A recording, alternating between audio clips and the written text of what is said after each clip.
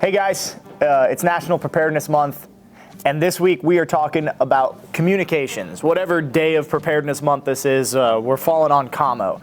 And so this isn't a Commo class. If you want to learn deeper how to use communications, I feel like maybe you should reach out to Refuge Training, but this is more an introductory video into different communication systems, different setups, and why people maybe run stuff the way they do.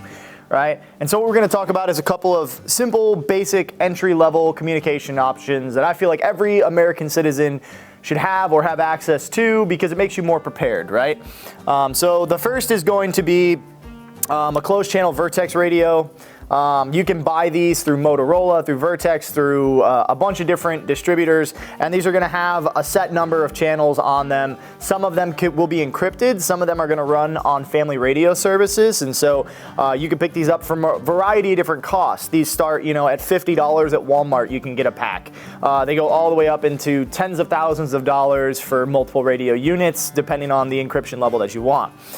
So this is a great option inside of your team if you're looking for something a little bit more private, maybe something that is just functioning on you guys.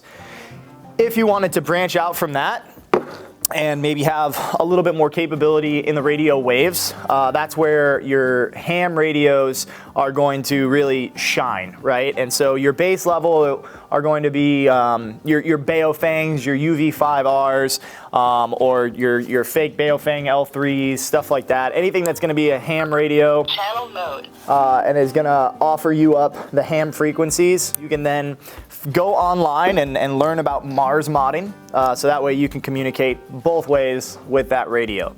One of the things that's so awesome about these communication systems is that it gives you the freedom to operate both on the FRS, which is the Family Radio Services frequencies, as well as it gives you the opportunity to run on the MERS frequencies, which is the multi-use radio service. I believe it's multi-use radio service. MERS is totally legal and allowable for you to use at all times inside of an emergency. You get to dictate what an emergency is. Family radio services is always allowed at all times for you as an American citizen to use. These are the same things that your little handheld radios will work on. So FRS1 is usually channel 1 on the Walmart radio. Outside of the Baofangs, because they are a little bit cheap, the chips aren't soldered very well inside of the housing, and they break quite often. They get a lot of feedback from the ionosphere. So outside of that, I usually recommend the Yaesu. This is the Yaesu FTX65. This is a really, really comprehensive radio. It's small. I could chuck this thing at full speed against the wall and it hasn't broken yet, as well as it's pretty easy to use. So it's a simple setup. It's a simple system. It's still locking. The thing I don't like about this radio is it's still keypad controlled, right? So we don't have any top knob control. The top knob is only going to be volume on this, and so that's not something that I love, but this is a great radio, especially for those FRS frequencies, those MURS frequencies. So definitely get one of these. And then stepping even further from the FRS and the MURS, now we can go into the digital, and this is really where you get some more power. And so you can run on side of those same frequencies in a digital, but you can use encryption, right? And so you can put an encryption overlay on that frequency so that anybody who has that encryption can hear you, but if you don't have the encryption, all you hear is static on that frequency or clicking. So this gives you a little bit of protection, whereas your message or whatever you're saying over comms isn't necessarily compromised. Now they will know that you're talking, so there's no secure comms, but it is a good opportunity for a little bit of privacy. One thing I also like about the TYT or a lot of the Anytones or most digital radios is that it's going to have a top knob control. And so one of the cool things is I can switch channels with the top knob, meaning I don't have to take the radio out of the radio holder, the pocket, the kit, whatever it is. I can simply just look at where my knob is and I can indicate my channel, which is very, very helpful. So that way, you can stay a little bit hands off. Last thing I want to do is like, hey, change the radio channel 3. I think, we're having issues, and I got to go in there and look at my radio and try to type it in. It's just like 1, 2, 3, good. So that's really nice. One of the things I don't like about the TYT radio is this right here. I cannot turn that off. I haven't figured out how to turn it off. I've had a bunch of people who are way smarter than me try, and they also haven't been able to.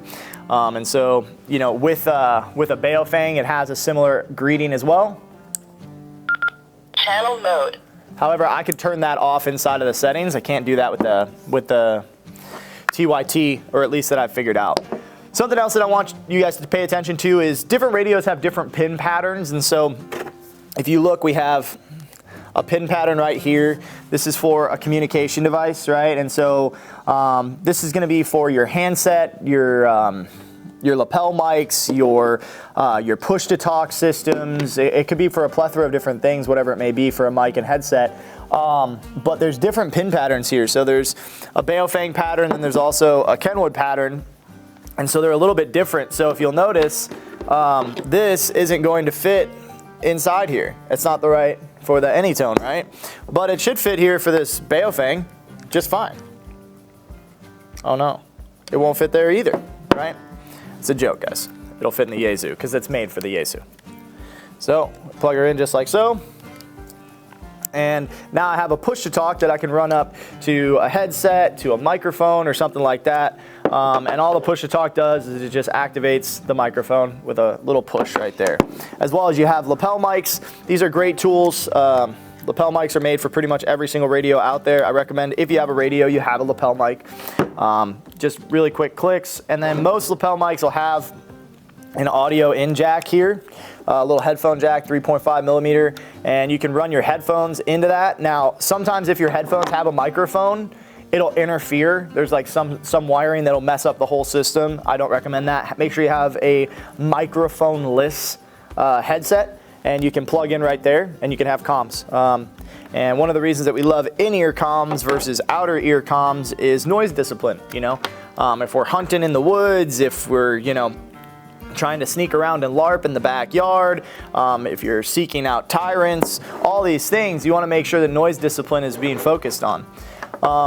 And then guys, make sure that we have ways to run our systems that are independent of each other, right? And so what we don't want is systems that are all tied and connected together. This radio should have its own independent lapel mic, its own independent push-to-talk, its own independent comm system, charger, batteries. This radio should also have its own independent system. This radio should have its own independent system. And what you're doing then, guys, is you're creating a pace plan, right? And so through that, what you now have is your primary, your alternate, your contingent, and your emergent, right? And naturally, that wouldn't be 4 different radios, but what you can do is inside of your line gear is you build that for kit, for equipment. So think about having your different gear and having the different setups for each radio.